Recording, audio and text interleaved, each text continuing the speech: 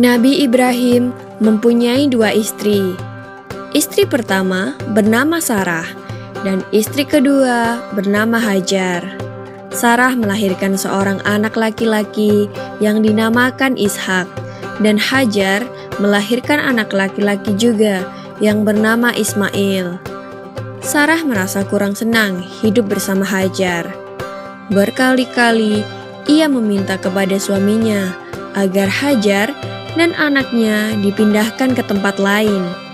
Akan tetapi, Nabi Ibrahim tidak segera menurutinya. Barulah setelah menerima perintah dari Allah, Nabi Ibrahim mengajak Hajar dan Ismail pindah ke Mekah. Ismail yang masih menyusu pada waktu itu terpaksa harus mengikuti kedua orang tuanya menempuh perjalanan yang begitu jauh dan melelahkan. Hajar dan Ismail ditempatkan di daerah padang pasir yang tandus, sunyi, dan terik matahari yang menyengat kulit. Tak ada seorang pun di sana kecuali mereka berdua.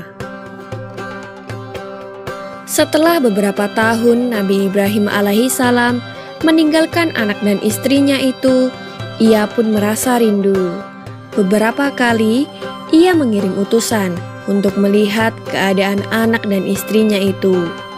Dan ketika utusannya mengatakan bahwa anak dan istrinya dalam keadaan yang baik-baik saja, Nabi Ibrahim pun merasa lega. Ternyata kehidupan istri dan anaknya itu diberi serba kecukupan oleh Allah Subhanahu wa Ta'ala. Hajar dan Ismail dianggap sebagai pemilik dan pemimpin di Mekah, karena mereka berdualah yang pertama kali menetap dan bertempat tinggal di sana. Demikianlah Nabi Ibrahim tidak dapat menahan kerinduannya.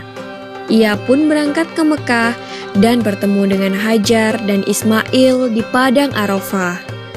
Anak dan istrinya itu sedang menggembalakan hewan ternak yang cukup banyak. Dalam perjalanan pulang ke Mekah, setelah menggembalakan ternak, mereka beristirahat di Musdalifah karena kelelahan dan akhirnya tertidur. Dalam tidurnya yang sebentar itu, Nabi Ibrahim alaihissalam mendapat wahyu melalui mimpinya. Ia diperintahkan oleh Allah untuk menyembelih Ismail. Anak kesayangannya itu harus dikurbankan sebagai bukti patuhnya Nabi Ibrahim terhadap Tuhannya. Seketika itu juga Nabi Ibrahim terkejut dan berdebar-debar. Tampak begitu beratnya ujian kali ini. Ia pun akhirnya menguatkan hati demi rasa cintanya yang lebih besar kepada Allah Subhanahu wa Ta'ala. Ia juga pada akhirnya memberitahukan mimpi itu kepada Ismail. "Wahai anakku Ismail, dalam mimpi aku diperintahkan oleh Allah untuk menyerahkanmu sebagai kurban, dan aku harus menyembelihmu. Bagaimana pendapatmu, wahai anakku?" kata Nabi Ibrahim. Ismail pun menjawab, "Wahai ayah, sekiranya itu perintah Allah, maka laksanakanlah apa yang telah diperintahkannya kepadamu. Aku akan tetap sabar dan ikhlas menerima cobaan ini." Dikisahkan iblis berusaha merintangi perintah Allah kepada Nabi Ibrahim. Berkali-kali iblis membujuk Nabi Ibrahim agar tidak melaksanakan perintah itu. Namun Nabi Ibrahim tetap melaksanakan perintah Allah, dan godaan iblis yang begitu dahsyatnya tak akan mampu meruntuhkan ketaatan Nabi Ibrahim kepada Allah.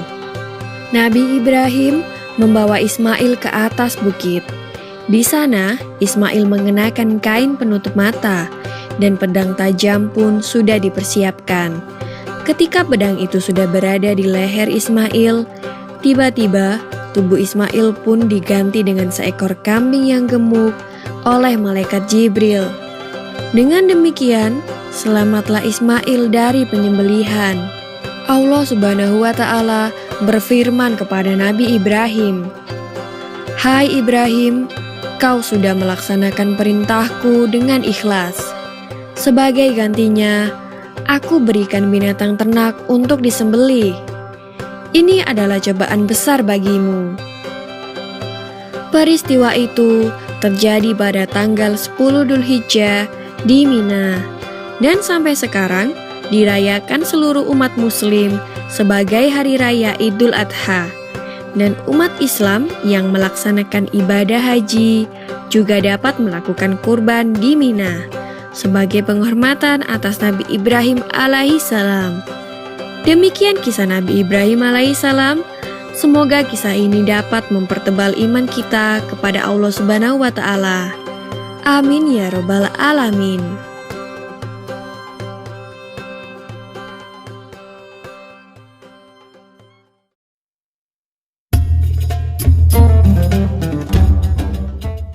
Alhamdulillah kalian sudah melihat video yang Bu Guru kirim.